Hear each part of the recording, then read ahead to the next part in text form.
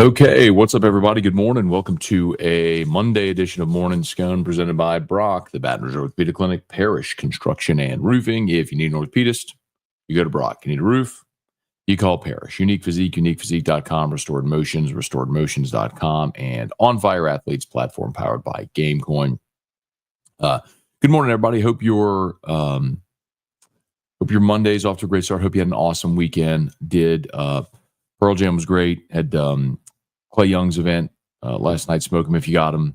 Benefiting Louisiana Military Charities, the Special Forces Charitable Trust, and so got to MC that. So that's why there was I got thrown off totally this weekend. Man, I've been doing post game shows for every single baseball game, and then I knew I wasn't going to do Saturday, but ended up not having the game Friday because of the rain. So played a doubleheader Saturday, which means I missed both those. And then the game went long on Sunday, so I missed the immediate post game reaction from game 3, but I did record a post game from that. The news Sunday evening came. AJ Haulcy committed publicly to LSU. So this Houston safety transfer, now member of the LSU class, which he had been silently committed since mid-late last week. So we had a strong inclination that it was going to go that way. But in any event, it's a big ad. I keep saying every time you have an opportunity to make yourself better, you do it in this era. And it's so interesting because in Kelly's first year, they added 15 guys via the portal.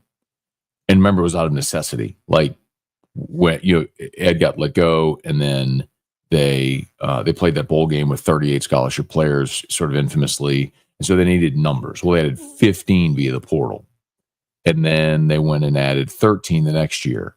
And then last year was 9. So they were intentionally reducing. And look, 9 is fine if you had 9 impact guys, but the 9 they added weren't really impact guys. So, I mean, CJ Daniels was, and Gio Paez and JVR Suggs played. I mean, you guys have played for you, but it wasn't like what you've perceptually anyway added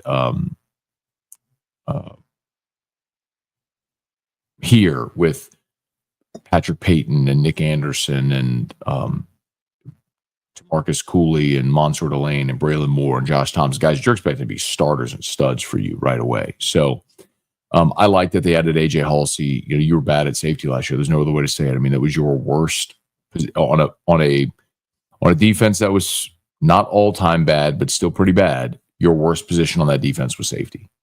The ability to cover, the run fits, all of it were terrible. You were bad at safety. So you went and added 2 Power 5 starters at safety that were better than anybody you had last year.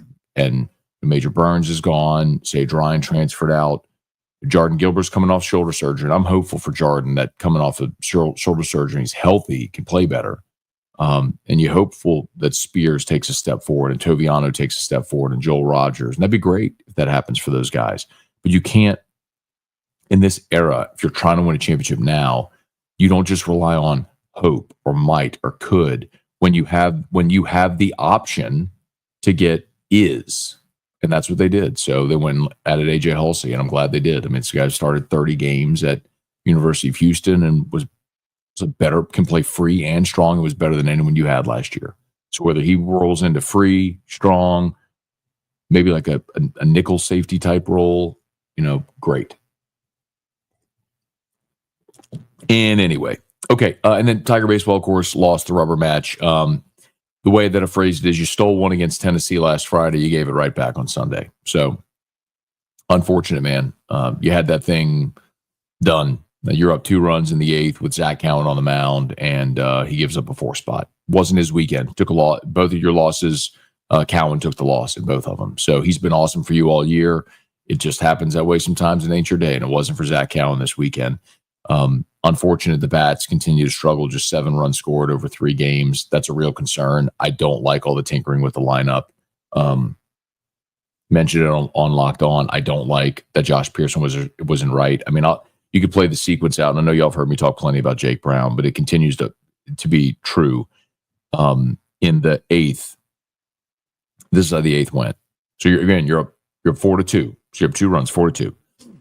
You get a ground out to start the inning, and then you give up double this is Shores, double, wild pitch, strikeout. Okay. So runner on third, 2 outs. They bring in Connor Ware to face Jace Laviolette, right? To go lefty. He gets the little nubber off the end of the bat, just the capper. And Laviolette runs great. Braswell, scoop throw, it just went in time. So Laviolette beats it out. They score a run, so it's 4-3. But you got the result. I mean, you got their best hitter to tap one to third base. Okay. Some good baseball fortune there. You go get Cowan to go righty. Well, Cowan gets Hensler to hit a little lazy flare into shallow right. I mean, he got exactly what he wanted, and Pearson couldn't get there. He's playing too deep and couldn't get there, and it landed, a few feet in front of him. I'm not saying definitively 100% that Jake Brown makes that play, but Jake Brown has a better chance of making that play than Josh Pearson. And that's the kind of thing, man, where you can rely on offense, you can rely on defense, or you just play your best player. And Jake Brown only started one of the games this weekend. I know we've talked about it a bunch. Y'all are probably sick of hearing me talk about it. And it was a weekend where you were facing 3 left-handed starters. So if you wanted to go heavy Ethan Fry at DH, great. But Jay wanted to get Pearson in there as well. Okay, you did, to your own detriment. So Pearson was let me not say it that way. Because that makes it sound like I'm saying Josh Pearson's the reason they lost. He's not the reason they lost. I mean, you had a better offense and you didn't, and all this sort of stuff. But that's a play where you make the right decisions on the matchups. You get the weak contact you want, but the guy in the field can't make the play. That's not why you lost, but it was a pretty pivotal moment in the game, and it bears mentioning. So, in any event, okay. Hey, Jacob, good morning. Hunter, good morning. Dalton, Brian, Thomas, good morning, y'all. Jacob, we've addressed DT and safety. Worried about offensive line if we can get the running game going. Yeah, I don't know that I'm super worried about offensive line. I think it has to work itself out with who's going to start where, but I still think Braylon Moore is going to be your starting center and Josh Thompson is going to start at left guard. So maybe you move DJ Chester to right guard, and then you've got your tackles with Tyree Adams and Weston Davis. That's a pretty good starting 5, man. Hey, Ben, good morning. Tiger Diver, morning, Scone. If we go 3-5 in the next 2 weekends and win 1 in the SEC tournament, we get a top 16 seed. So top 16, LSU has virtually locked up. It would be a pretty stunning collapse if they don't end up with a 16, being a regional host. I mean, you're at 15 league wins already. So, I mean, and you got South Carolina still out there. So you're going to be a top 16. The question is, can you get the top 8? And 3-5. Well, remember, you're going to play. You're not playing. That's 8 games. You're not playing 8. You're playing 3 this weekend. You got a midweek against Grambling, but you got 3 against Arkansas and 3 against South Carolina. I think in those, to lock up a top 8, I think you need to go 4-2. You go 4-2 in your final 6. I think you go to Hoover having a top 8 locked up. Christian House Pearl Jam, they were awesome, man. As many times I've seen them, this might have been the best combination of set list, sound, energy, all of it. It was great. Amazing. Hey, Brett, good morning. After dropping at A&M, feels like Arkansas series must win. No, I'm not going to say that it's a must win because you could get 1 against Arkansas and you can sweep South Carolina, or you can go on a run in the SEC tournament. I mean, the SEC is probably going to get 4 national seeds, and LSU's still in that mix. So I don't think you have to win the weekend against Arkansas, but if you did win the weekend against Arkansas, you're a lock for a top 8. Hey, Dale, Arkansas will be a problem at the box. Maybe. Arkansas is better at home than they are on the road. And they've had some ebbs and flows this year. You know, when their offense kicked in, they really started to peak, and then they lost they lost 3 weekends in a row until last weekend against Texas. Hey, Thomas. Good morning. Tim, good morning. See, Matt, saw something online about Tennessee making an offer to Harold Perkins into the portal. Have you heard anything? Not about that specifically. Wouldn't surprise me at all. I mean, tampering happens. So everybody does it. So that wouldn't surprise me. But no, to answer your question, no, I haven't heard about that. Brad David, good morning. Have you been watching any NBA? Not as much in the playoffs, honestly, as I'd like, because I've been like this weekend was mostly gone this weekend and mostly pretty dialed into to LSU baseball. But yes, I mean, I have been watching the playoffs up to this point, but I didn't yesterday or this weekend. Matt, how will LSU handle the portal this go round? With how LSU handled the portal this go round, did they make it where current players can transfer to another SEC school without sitting out? No. No, like in the spring portal, you cannot transfer within the conference. You can, but you have to sit out. You can't transfer immediately and be eligible. So I think the encouraging thing is that most of these guys that are, that are maybe younger players at positions where they added guys in the portal, those guys stayed in this portal window. So the fact that you didn't have this massive exodus is pretty encouraging because you were able to add veteran players in the portal and maintain a lot of your depth. All right, here you go, y'all. Let me go turn off Drew's sound machine, get him started. Here you go. Parish Construction and Roofing. At Parish, we've got you covered. From the top of your roof, all the way down. Parish Construction and Roofing. Parish built. Parish built. Parish built. From your hometown. ParishBuilt.com.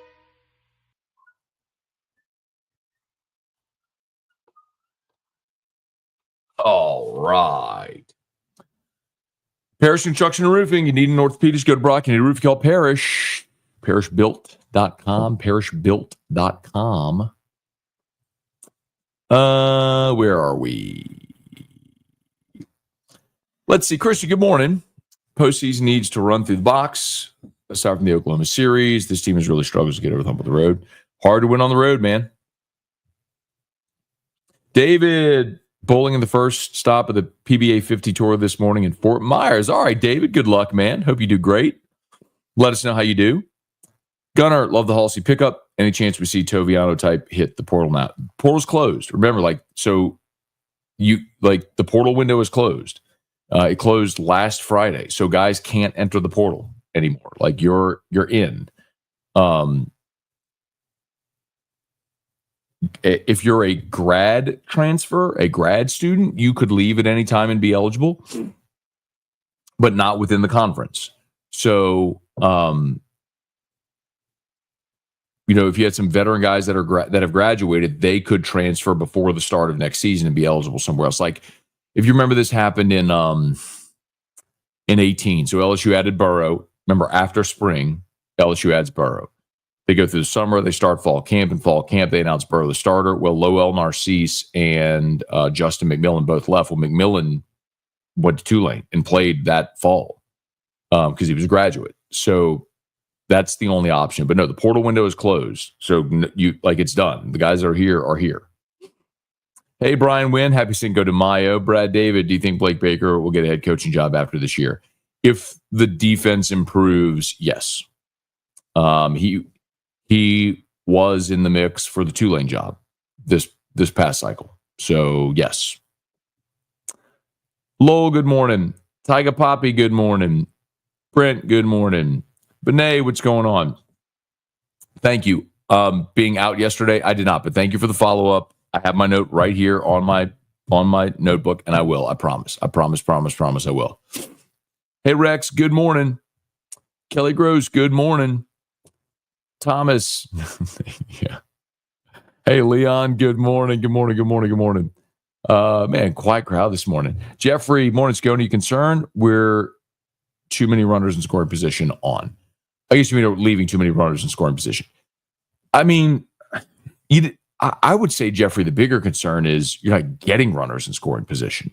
Like, for example, I don't think there was a single inning yesterday where LSU got the leadoff man on. Let me check. Let's see. Tell first no, tell second no, tell third no.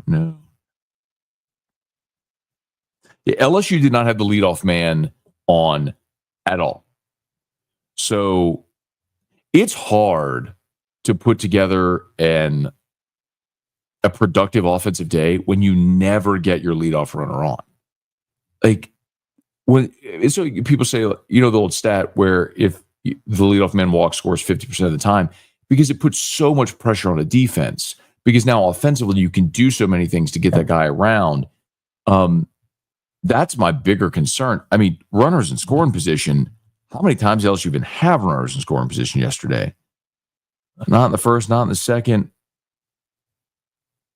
They had a runner in scoring position third, and you flew out. So you're 0 for 1. Let's see. And then you, in the fourth, you were 2 for 3 with runners in scoring position there. That's where they botched the 2 relays. Fifth, no. 6, fly out single. Fly. Oh, that's when you had the homer. So you had 3 hits yesterday with runners in scoring position, netted you all your runs. So, no, I mean, it's more been getting guys on base. It's been the bigger problem. Maddie Y, what up, brah? Matt Weitzel, my freshman year college roommate at Holy Cross College, doing great things, living in the state of Florida down in Orlando. Good to see you, dude. Hope you're having a great morning. Stat dub, neither team got the first batter on. Yeah, it's wild. Like, it's hard to generate offense when you're not getting runners on base. I'll tell you the bigger concern for me this weekend. I'll try to tally this up quickly, but I'll just tell you, like, the bigger concern for me was the strikeouts. There was a point, I don't know, I mean, I haven't checked the stat, I'll do it today, but there was a point where LSU was leading the SEC with fewest strikeouts. Let's see. LSU has struck out 353 times. Auburn 334. So LSU still is second fewest. Only Auburn has struck out fewer times than LSU this year. But this weekend, you struck out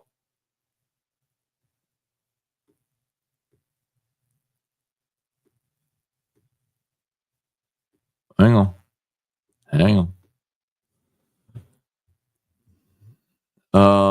All right. 8, 12, that's 20. And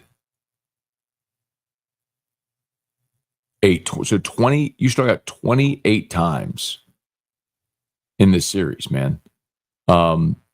That's just 28 times in 3 games. You got to put the ball in play. Oh, you know why I'm not getting, I know why we're not. I know what happened. Sorry to Facebook. I forgot to go edit the Facebook audience to make it public. That's why. That's where our people are. My bad. My bad, Facebook. Trivia is going to love that. My bad, Facebook. That's why you're not here. Some of you are here, I guess, depending on which Facebook page you're on. But Jeffrey, oh, sorry, that's the one I just read. Jeff, what's good, man? Rocky, Kate Anderson pitched Gem Friday. Wish we'd give these guys some run support. I mean, keep in mind, yes, Rocky, I agree with you, but keep in mind, like, in game 1, you lost 3-1. I mean, they're not giving their guy run support. The second, you won 2-1. Like, they weren't giving their guy run support either. So that's a 2-way street. And again, I understand you're going to have instances against aces where you struggle. Like, I brought up the Skeens Louder game. That was a game in Omaha to go to the championship series. And you were scoreless going to extra innings? I mean, were you tied at 1 going to extras? Were you scoreless going to extras, or were you tied at 1 going to extras in that game, the Wake game? Make sure I have that right. Yeah, it was scoreless. That's right, because Tommy White hit a 2-run homer because it finished 2-0. They didn't score. So it was scoreless going extra. So anyway, the point is, like, sometimes you run up against a Rhett Lauder and he handcuffs a great offense. Like, sometimes that happens. Like, I'm not super bummed that LSU struggled offensively against Doyle from Tennessee, or Spencer or Witherspoon. Like, you're talking about dudes that throw 100 and are going to be first-round picks and they're going to be big leaguers. Like, yeah, college offenses are going to struggle against those guys. Struggling against A&M's Sunday guy, that's a problem, Anyway.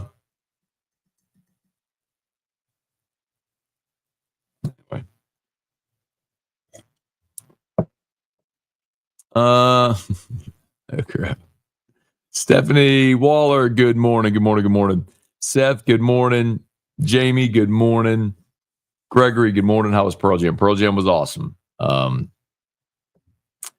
They had a pretty magnificent set list, which you can see at any of their social media or whatever. But they opened with Corduroy, wanted to do the Evolution, Wygo, Elderly Woman, Behind the Counter, Small Town, which was awesome. Then they played 2 from their new album, Dark Matter. Daughter, Even Flow, Tremor Christ. This was a weird when they played a song called Love Boat Captain, and Eddie. It was a request. Somebody. So we don't usually do requests, but these people, whatever, they're at Jazz Fest. It's this married couple. It's both of their birthdays and their wedding anniversary, so they share the same birthday and they got married on their birthday, and so they played Love. They requested Love Boat Captain. I'm like, you get an opportunity, like, to directly request a song from Eddie Vedder to play anything you want. I mean, 12 studio albums, hundreds of songs, like covers, like everything. And you can request a song from Eddie Vedder and he'll play what you want. And you request Love Boat Captain. Like, that's the one on the set list where I was like, But anyway, they played Red Mosquito, Black, Jeremy, State of Love and Trust, Better Man, Porch, Alive, Ledbetter, Bob O'Reilly, and Keep on Rocking the Free World. It was awesome. Steve Gleason was there. They shouted him out. Place went crazy. It was great. Weather was great. The vibes were great. The energy was great. The set list was great. They sounded great. It was awesome. Awesome, awesome, awesome. 10 out of 10.